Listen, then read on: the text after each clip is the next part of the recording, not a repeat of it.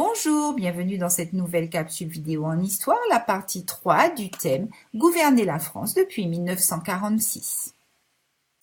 Grand 3, à partir des années 1970, un État critiqué qui se désengage de plus en plus. À partir des années 1970, le rôle de l'État va évoluer. La crise économique qui touche la France, le développement de la construction européenne au détriment de l'autonomie nationale, la mondialisation qui réclame moins de lois et plus d'ouverture sont autant de facteurs qui expliquent le repli de l'État. Grand A, les septennats de François Mitterrand, une période ambiguë entre volonté de renforcement du poids de l'État et décentralisation. En 1981, une alternance politique se produit. Le candidat du Parti socialiste, François Mitterrand, s'installe à l'Élysée. Cette alternance est le passage au pouvoir d'une tendance politique à une autre. C'est le cas en France à presque chaque élection présidentielle depuis 1981. L'arrivée au pouvoir de François Mitterrand voit dans un premier temps le renforcement du rôle directeur de l'État dans l'économie. Le nouveau président relance ainsi la politique de nationalisation. L'État se donne les moyens d'intervenir massivement et directement dans le fonctionnement de l'économie. Cette politique est en contradiction avec les tendances de la mondialisation. Le gouvernement socialiste s'engage également dans une politique de relance par la consommation en promouvant des mesures sociales très attendues dans la gauche française, comme l'impôt sur la fortune ou la retraite à 60 ans. Mais la réalité rattrape vite le nouveau gouvernement. Dès 1983, celui-ci met un terme à sa politique de relance. En 1986, il perd les élections législatives. Avec le retour de la droite au pouvoir, une politique économique libérale est appliquée. Les privatisations se multiplient, c'est la remise en cause de l'État-providence.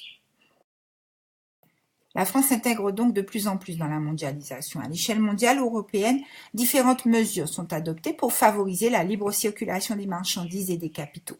On voit là le poids du monde anglo-saxon avec Ronald Reagan aux États-Unis et Margaret Thatcher en Grande-Bretagne qui mènent une politique ultralibérale. L'État est concurrencé par la construction européenne qui remet en cause une part de sa souveraineté. C'est par exemple le renoncement à la souveraineté monétaire. En effet, en 2002, la monnaie unique européenne est en circulation. Elle a vu le jour lors du traité de Maastricht en 1992. Grand B, les réformes de l'État. Durant les années 1980, l'État est de plus en plus impuissant à réguler l'économie.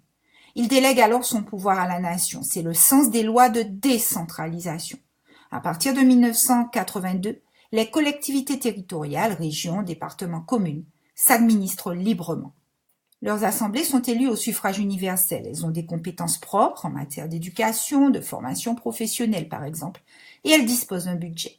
À partir des années 2000, les citoyens eux-mêmes participent aux décisions locales, par exemple dans les conseils de quartier. À l'échelle nationale, cependant, aucun gouvernement ne parvient à apporter de solutions durables aux problèmes économiques et le chômage ne cesse d'augmenter.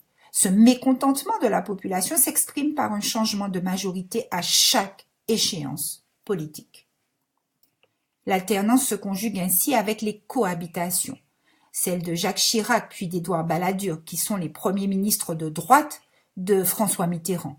Une troisième cohabitation a lieu alors que Jacques Chirac est président de la République. Lionel Jospin du Parti socialiste devient son premier ministre de 1997 à 2002. La répétition des cohabitations relance le débat sur les institutions.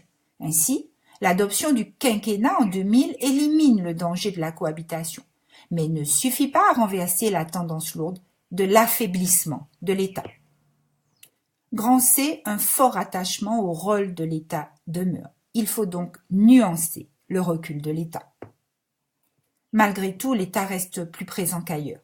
La politique sociale demeure forte, avec l'existence du RMI ou encore du RSA ou des 35 heures.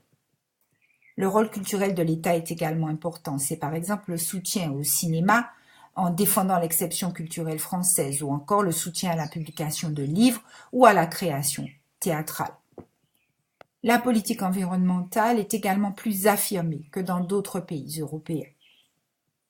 À bientôt pour une prochaine capsule.